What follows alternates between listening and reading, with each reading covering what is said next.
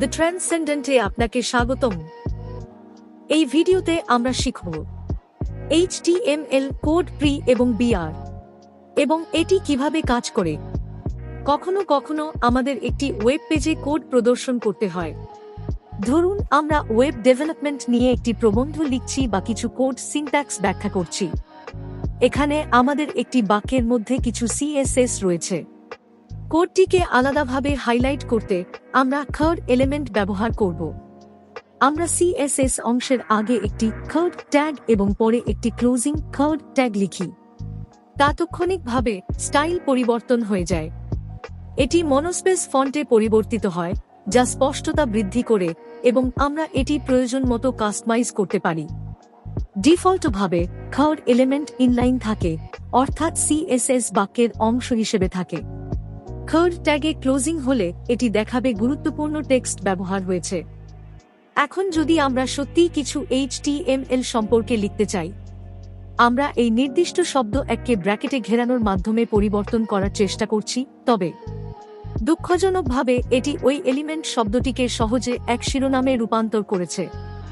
এটি কার্যকরভাবে সমস্ত কাজটি সম্পাদন করেছে, যেখানে পৃষ্ঠায় এক প্রদর্শিত হয়নি। আমরা এটিকে কার্ড এলিমেন্টে ঘিরানোর চেষ্টা করছি, কিন্তু না, এটি ব্রাউজারকে এক হিসেবে সঠিকভাবে বিশ্লেষণ থেকে পুরোপুরি আটকাতে আবার ব্যর্থ হয়। সঠিকভাবে তা অর্জনের জন্য আমাদের &else সেমিকোলন টাইপ করতে হবে। এটি একটি মজার বিন্যাস যাকে HTML এন্টিটি বলা হয়। যখন আমরা &else সেমিকোলন টাইপ করি, তখন আমরা অনিবার্যভাবে একটি লেস দ্যান চিহ্ন প্রাপ্ত করি। যদি আমরা &GT সেমিকোলন টাইপ করি, তখন আমরা অনিবার্যভাবে একটি গ্রেটার দ্যান চিহ্ন প্রাপ্ত করি। আমরা ভবিষ্যতের ভিডিওতে HTML এন্টিটিগুলি নিয়ে আরও আলোচনা করব। এদের এক বিশাল পরিমাণ বিদ্যমান, কিন্তু বর্তমানে এই দুইটি অত্যন্ত উপযোগী প্রমাণিত হয় যখন আপনি দৃঢ়ভাবে HTML সিনট্যাক্সকে সঠিকভাবে নথিভুক্ত করতে চান, যাতে এটি পৃষ্ঠায় স্পষ্টভাবে প্রদর্শিত হয়, বরং এটি কার্যকরা থেকে বিরত থাকে। পরবর্তী ধাপে আসুন আমরা বিআর এবং প্রি এলিমেন্টগুলির দিকে নজর দেই। সাধারণত আমরা আমাদের কোডে যতটা স্পেস এবং নিউম্যান ক্যারেক্টার প্রয়োজনে টাইপ করতে পারি এবং ব্রাউজার সেগুলি সম্পূর্ণভাবে উপেক্ষা করে। আমরা তালিকা বা লিস্টস নিয়ে একটি ভিডিওতে সংক্ষেপে আলোচনা করেছি, যেখানে দেখানো হয়েছিল যে কোড ইন্ডেন্ট করে যোগ করলে এটি মানুষের জন্য পড়তে সহজ হয়, কিন্তু ওয়েব পেজের বিষয়বস্তুতে কোনো প্রভাব ফেলে না। তবে যদি আমরা বিষয়বস্তুতে প্রভাব ফেলতে চাই, যদি আমাদের লক্ষ্য শব্দ বা লাইনগুলোর মধ্যে প্রচুর স্পেস সন্নিবেশ করা এবং সেগুলোকে স্বীকৃত করে তোলা হয়, উদাহরণস্বরূপ একটি কবিতার ক্ষেত্রে, আমরা এটিকে পি এলিমেন্টের মধ্যে আবদ্ধ করেছি।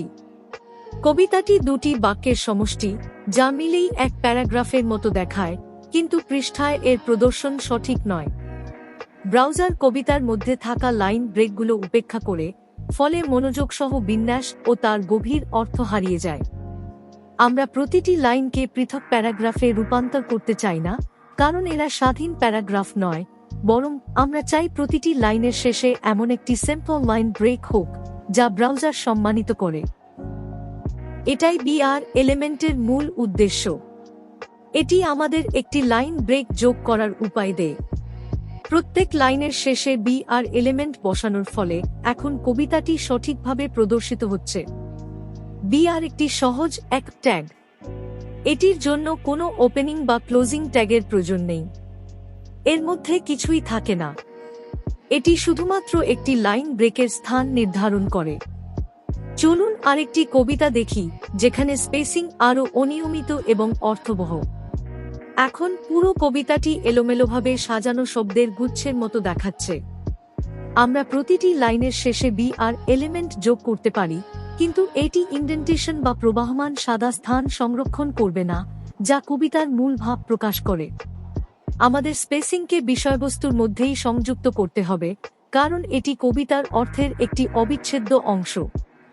এটি শুধুমাত্র ফরম্যাটিং নয়, এটি প্রকাশের একটি অংশ। তাহলে আসুন আমরা এটি প্রি এলিমেন্ট ব্যবহার করে HTML করি। যখন আমরা কবিতাটিকে প্রি ট্যাগের মধ্যে আবদ্ধ করি, তখন ব্রাউজার এখন স্পেসিং, লাইন ব্রেক এবং সামগ্রিক কাঠামোকে সম্মান করে। আমরা এখানে একটি এলোমেলো অক্ষর যে কোনো স্থানে যোগ করতে পারি এবং এটি ঠিক সেখানেই থাকবে। প্রি এবং থার্ড এলিমেন্টগুলি প্রায় একসাথে ব্যবহার করা হয় যাতে কোড ব্লক সঠিক ইন্ডেন্টেশন সহ প্রদর্শিত হয়।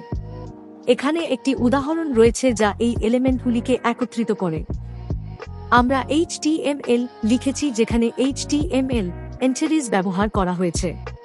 পাঠযোগ্যতা বাড়ানোর জন্য ইন্ডেন্টেশন যোগ করা হয়েছে এবং তারপরে কিছু CSS ও ইন্ডেন্টেড রয়েছে। সম্পূর্ণ কোড থার্ড এলিমেন্টের মধ্যে আবদ্ধ করা হয়েছে যাতে ব্রাউজার বুঝতে পারে যে এটি কোড। এছাড়াও সবকিছু প্রি এলিমেন্টের মধ্যে আবদ্ধ করা হয়েছে যা ফরম্যাটিং এবং স্পেসিং বজায় রাখে। এই তিনটি এলিমেন্ট কোড, বিআর এবং প্রি কোড এবং অন্যান্য গঠিত বিষয়বস্তুর জন্য অত্যন্ত গুরুত্বপূর্ণ। এই ভিডিওটির প্রয়োজনীয় সমস্ত ফাইল এবং আত্মাচ্ছেদ করা আছে, অনুশীলনী খুঁজে পেতে পারেন।